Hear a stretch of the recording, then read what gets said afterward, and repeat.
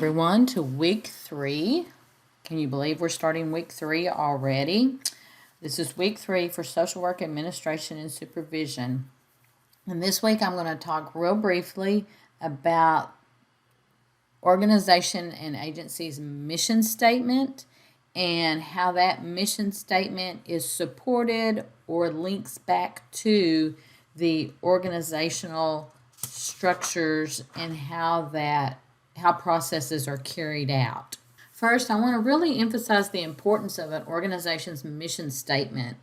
Everything should go back to that mission statement. And basically, a mission statement describes an organization's purpose, what it intends to do, and whom it intends to serve. Most importantly, the organization's activities must be embodied in its mission. So a mission statement is drafted to actually organize, drive the organization. Mission statements are also somewhat fluid in that about every 3 to 5 years, the organization needs to come back and reevaluate their mission statement to make sure that it is still embodying what they need to do, because things change and human behavior changes and human needs change. So organizations, their mission statements will also change. But anytime you're actually considering working for an organization, creating an organization, evaluating an organization, you need to review their mission statement. And do your values align with that mission statement? Does your goals and vision align with that mission statement? When you're evaluating an organization, are they meeting their mission statement? Does their objectives reflect what their mission statement is? So the mission statement really becomes the driving force. And then when the organization is created and operations are put into place and structures are put into place, it goes back to support that mission statement. So I really can't overemphasize the importance of linking these two entities together. One example of a mission statement that I decided to pull, and I actually found the Universal Health Services online when I just did a search for agency mission statements. And there's a story behind Universal Health Services mission statement. But their mission statement is to provide superior quality healthcare services that patients recommend to family and friends, physicians prefer for their patients, purchasers select for their clients, employees are proud of, and investors seek for long-term returns. Now, Universal Health Services is one of the largest for-profit organizations in the United States that operates healthcare services. They operate physical healthcare, they operate mental healthcare, and they operate developmental disabilities residential settings across the United States. The reason I picked this one is I worked for Texoma Medical Center. I started working there in 1996, and throughout my career there, Texoma Medical Center was a private, not-for-profit, community, regional healthcare institution. And in 2007, they sold to Universal Health Services. So from 1996 through 2006, I actually worked for a not-for-profit regional private foundation organization providing health care.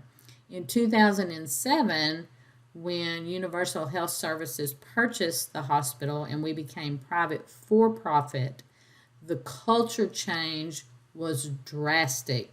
It is just unbelievable what the culture change was like. And if you look at their mission statement really focuses on a return on investment in terms of monetary return on investment. I searched for a long time this morning because I wanted to find the old mission statement for Texoma Medical Center, and unfortunately I couldn't find it. I have it somewhere, and if I can find it, I'll bring it back out later in the course. But it was very much focused on being a regional healthcare institution that took care of individuals in that area. But you can see how this mission statement for Universal Health Services really does have more of a monetary profit oriented focus to it. I did pull Parkland's Hospital, and it's very simple. They're dedicated to the health and well-being of individuals and communities entrusted to their care. So the mission statement really does set up the organization, and it does drive the structures within that organization in order to meet the goals that are underneath that mission statement. So it defines the culture of the organization and is very important in understanding what that culture is whenever you decide to take a job there again or create that. And again, so take some time, go out and look at different organizations' mission statement and just see if you thought that mission statement aligned with what you believe that their services were. Look up the Salvation Army, look up United Way, look up some of those larger organizations and just see what their mission statements are. And one reason this is going to be important for you is as a graduate with a master's degree, you may expect to enter a position that uses your skills in a certain way. You've been trained in administration, you've been trained clinically, you've been trained for case management, whatever that is. But depending on where you go to work, then you may find yourself in a job setting, a role that doesn't use your skills like you think they should be using. Instead of maybe doing counseling, you're actually doing intake and assessment. And this is going to be reflected on that structure of the organization as to how individuals are used and what kind of job responsibilities that they have and how they link those back to the educational requirements. So one of these areas that the structure has to do with responsibility and supervision. And based on the responsibility, there's the expectation that a person who holds a certain position will be held accountable for performing the functions within that position. And that's held accountable legally, ethically, and professionally. When you're in your field practicums, these are some things that we start working with you to understand from the profession of social work and from our professional perspective in terms of legal, ethical, and professional responsibility. And occasionally you may find yourself in an organization, depending on their mission, depending on how their structure is, where you're going to be at odds with the expectations of the role you're in because of the legally, ethically, and professionally responsibilities that we have holding our license. And it is up to us as social workers to educate the organizations in terms of our professional responsibility. So this also comes into supervision and the structure of supervision. There's actually standards of social work supervision, best practices for the standards of social work supervision, and I've included a copy of that on our D2L. And this really looks at it from a professional standpoint. So there's two components in terms of supervision for social work. There's supervision that's provided for you as you're earning your clinical licensure and the role of the supervisor in that and what that supervision looks like. And then there's also supervision of a social worker in a setting in terms of providing supervision for another social worker and how we seek supervision. So the structure of supervision is very important for us as professionals. Oftentimes we're going to find ourselves in organizations that we're a minority. We may only be one or two social workers in a specific organization. And so what we may have to do is we may actually have to seek supervision outside of that organization from a professional standpoint. Again, depending on the mission and the goals of that organization and the structure of that organization, we may not get the supervision we need within that setting for our professional licensure. So sometimes we may have to seek that outside. It just depends on how that organization is set up and whether they have a high number of social workers. Veterans Administration is very pro-social work. They actually elevate social workers into very high levels in the Veterans Administration throughout that. So there's ample opportunities there for the structure to honor the social work profession and social workers to receive professional supervision. Whereas if you're in an organization such as Child Protective Services, or Family and Protective or Regulatory Services, they're a very bureaucratic organization, which the VA is also, but they are not as oriented to the social work profession. And there can be some conflicts in terms of that legal, ethical, and professional stance there. So you may have to seek some supervision outside of that organization if you're in conflict. The other area that mission statements will help structure or impact are going to be lines of communication. And lines of communication in terms of organizations are going to be top to bottom or bottom to top. And there's benefits and there's barriers to both of these. So again, if you're creating your own organization, you're going to have to determine how you want communication to happen. Top to bottom, of course, there is where upper administration delegate to mid-management level and frontline workers the roles, the responsibilities, the actions that need to be taken to carry out and fulfill the mission of the organization. Benefits of this is it's a rigid structure. There can be fewer opportunities for mistakes, for legal violations. Kind of having a hard time thinking about the benefits from the top to the bottom. Bottom to top, when you're looking at empowering your frontline workers to help make decisions about the organization and the way the organization needs to be carried out, and then that moves up to administration, that is seen as a better management structure because those who are at the helm and the day-to-day work really know what's happening and can have a lot of impact and a lot of influence to improve systems. I think one of the areas that we can look at right now that we're in the midst of in terms of the top to bottom or the bottom to top has to do with the educational settings, whether it be public K through 12 schools or whether it actually be university level, and the decisions that are being made related to students returning to the classroom and COVID-19 pandemic. There's been a lot in the news and there's been a lot happening related to those decisions and how those decisions are arrived at. I know in the Dallas-Fort Worth area, I've seen news stories in terms of where there's been input from parents, there's been input from administration, health officials, judges, to determine what's the best option for students returning to the classroom. The questions have come out. Are parents in a good position to make that decision? Do they have the expertise they need to know what is going to be the best option? There's also been some concern that teachers and those in the classroom, not just the teachers, but the bus drivers, the individuals who clean the classroom, the individuals who fix the meals, the aides who work in the classroom, the supportive staff, have not had adequate input into the decision-making processes about how and when to return to a face-to-face.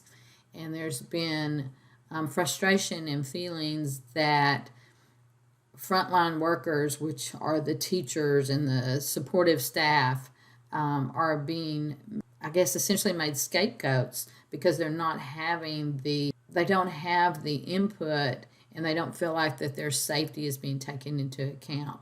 So this is an example, a real world example of where there's some bottom to top decision making happening. I can tell you at the university, there's actually been a whole lot of input from different groups and organizations, faculty representatives, along with administration to make those decisions. There's been more than adequate consideration at all levels in terms of how we return, and there's been freedom at all levels, from all the way down to individual instructors to decide how they feel safe in returning to the classroom in terms of face-to-face versus virtual. So I can say at our university, we've not encountered some of those things that we're reading about in the news, but I think at other educational institutions, we're seeing more of a bottom to top than a top to bottom, or if it's not even linear like that, it's more of a anyway, you have to take into consideration what's important about top to bottom, bottom to top communication. What does transparency look like in communication? In times of when in times of scarcity and in times of change, which is really what we're in right now, communication is vital, and how communication is carried out and the transparency and the trust that individuals have for the communication in an organization is vital for that organization's survival. When we have a mission to enhance the lives of vulnerable populations, our survival is very important. So communication and the lines of communication become very important. And as a leader, you have to develop the skills to understand how best to communicate to those that you serve, all your stakeholders, what's best to be communicated, what's best not to be communicated. Sometimes you have to be comfortable with communicating the fact that I just don't know right now. And sometimes leaders are hesitant to do that because they need to show that they're in charge, and they think that by showing that they're 100% in charge and withholding information about the I don't know, that those who look to them for leadership may have more confidence in them. But in the reality, good leaders provide good communication, and open door policies are important, but open door policies with boundaries are important. So you have to carefully define what that means for your open door policy. Otherwise, you can become overwhelmed with a lot of communication that gets jumbled up. So as a leader, you have to really consider top to bottom, bottom to top, combination of the two, how best to streamline communication within your organization to serve your mission so that you can continue to accomplish your mission. The other aspect that has to be considered in an organization is how decision making happens. So not just the communication, but actually how decision making happens and who is responsible for making decisions. And when you have an organization where there's limited participation in decision making, it's a very rigid organization. It's organized more for stability, and its focus is on maintaining that system. So in those organizations, change can be very difficult. There can be frustration at all levels in terms of the rigid organization and the lack of ability to participate in decision making. Workers may feel hopeless, they may feel helpless, they may feel at the effect of the organization because they don't have any real power to make decisions to help things change. The other area that you can look at is facilitating participation in decision making. And so this is where teams may have some free reign within clearly stated, agreed upon parameters, and decisions are made by consensus.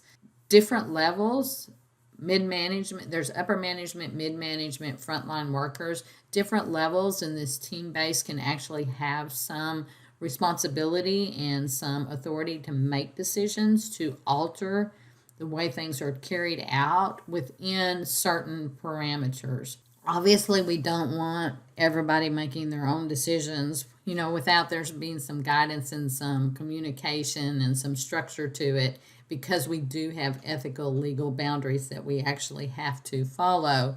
But we do want individuals to have some authority in being able to make decisions in terms of how they carry out their job duties, because they're the ones who are, again, on the ground and have a real vision and understanding for what they're doing on a daily basis.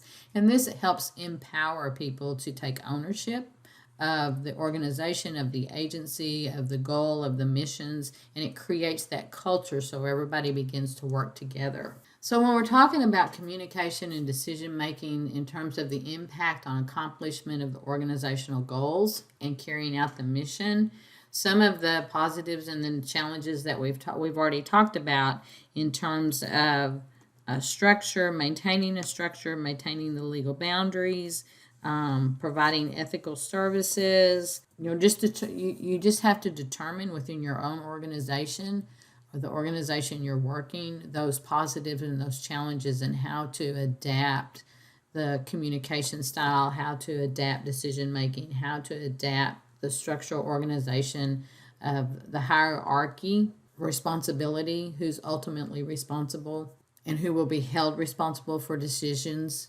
that are made that impact the consumers and the stakeholders of that organization. Structural alternatives for organizations, they can be done by program.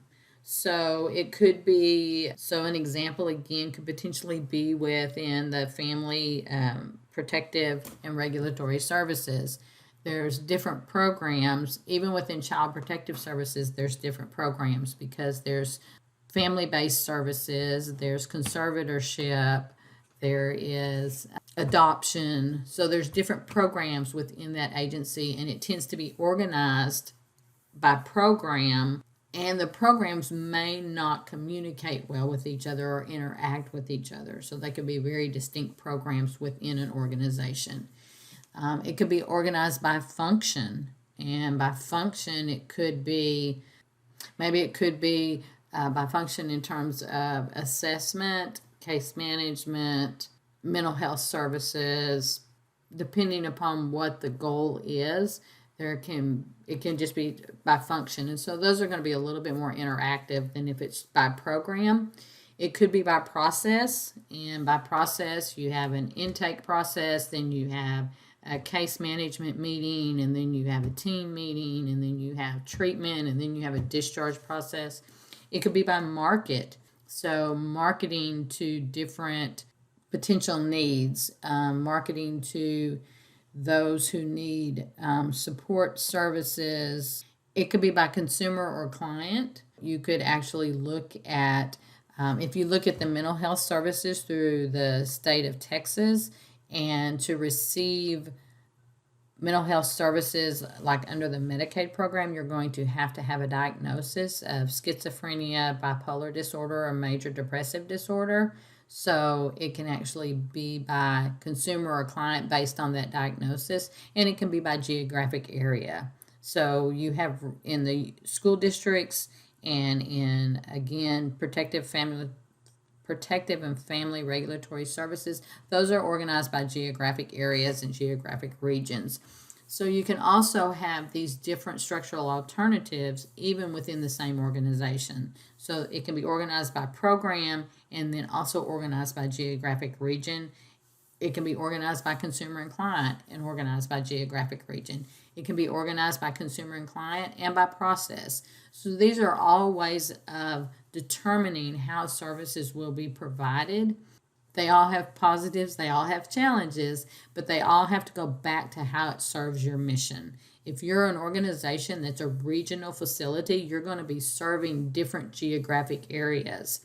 And you may not have every program in every geographic area because it doesn't need to be there. If you're an international organization, you're going to be serving worldwide. And so within an organization, there can be different structural alternatives to meet the needs of that mission statement. The book outlines some different of the aspects of informal organizational charts, which are like the matrix organizations, the linking pin, the project team, the collegial model. And these are cultures that tend to develop within an organization that take on more of an informal aspect. And they can even then move towards being more formalized, but these informal organization structures can actually have a lot of influence on the larger organization in terms of the processes that are put into place. So these also have to be understood and can be used in terms of different projects within that organization to enhance the services. And then finally, I just want to touch on the board of directors. And board of directors can be for private for-profit or private not-for-profit, either one. And these basically are a group of people who jointly supervise the activities of an organization. They can either be, again, for-profit, not-for-profit organizations, such as a business, a nonprofit organization, a government agency. The board of directors have different levels of responsibility and accountability depending on the agency's bylaws and expectations, state laws, federal laws, A board of directors for a financial business may have a very different level of responsibility than a board of directors for a small nonprofit agency or organization. So essentially, the board of directors they govern the organization by establishing broad policies and setting out strategic objectives. The board of directors, therefore, may be responsible for setting the strategic goals for an organization. They typically select, appoint, support, and review the performance of the chief executive officers. So that is who the CEO is responsible to, is the board of directors. They can terminate the CEO. They ensure the availability of adequate financial resources. So they do oversee financial aspects for the agencies and organizations. They approve the annual budget, so they have fiscal responsibility there. They're accountable to the stakeholders for the organization's performance, and that's all stakeholders. And they typically set salaries, compensations, and benefits of senior management. So they have some higher level checks and balances that they have to keep in place for agencies. And they have higher level of responsibility, again, depending on the type of organization and agency and bylaws. Board of directors can actually be held legally accountable if an agency or organization becomes involved in fraudulent, unethical behavior. Again, they can have some legal responsibility there. Some areas where you may really see board of directors that are very active are going to be like in the educational setting, the educational board of directors who hire the superintendents for the various large school districts. They tend to be in the news quite a bit. And also board of directors for financial institutions will tend to be in the news quite a bit. So it can be a very daunting role. Sometimes board of directors may be paid positions, and sometimes they're voluntary positions. A lot of times organizations, especially nonprofit organizations, will invite and select individuals to be on their board of directors who have some influence in the communities that they work, that are well respected. They can bring marketing opportunities. So there can actually be some real fine lines, ethical lines that we have to follow when we're working with our board of directors at our agencies. And again, going back to the mission statement, making sure everything's very clear and spelled out in our bylaws as to the roles and the responsibilities that we're going to engage in. Okay, so that was just a brief kind of touched on the high points that may be in the chapter in the book. But it's really important to understand how the organizational structure and the mission of the organization are intertwined. And, the mission of the organization guides all aspects of the operations and must carefully be linked to that organizational structure that's chosen. So anytime you're in doubt about what's happening in an organization, the structure, the processes, the clientele, whatever that is, the functions, always return to that mission statement. Are you fulfilling your mission statement? Is the organization fulfilling that mission statement? That's what you always want to return back to when you analyze your structures that are in place. There's a lot of decisions that go into the different types of structures and the setup. Some of it occurs naturally if you're starting your own nonprofit. If you're an entrepreneur, you may be a sole entrepreneur for a while, so you may be handling all of those jobs. And then eventually the structure will evolve. And I think some of the early challenges that individuals experience when they're beginning their own organization or they're actually moving into a leadership role in an organization is going to have to do with some control, some desire to control And this is going to be a reflection on that individual, on that leader's level of confidence in others, the ability to lead others and allow others the flexibility and empowerment that they need to make really good contributions to the agency. So it's a growth process, it's an evolving process, but you can always return back to that mission statement. Even if you're not a leader in the organization, go to the mission statement and say, is what I'm doing here on a daily basis serving this mission statement? And then you may want to have conversations with individuals who supervise you if you don't feel like it is.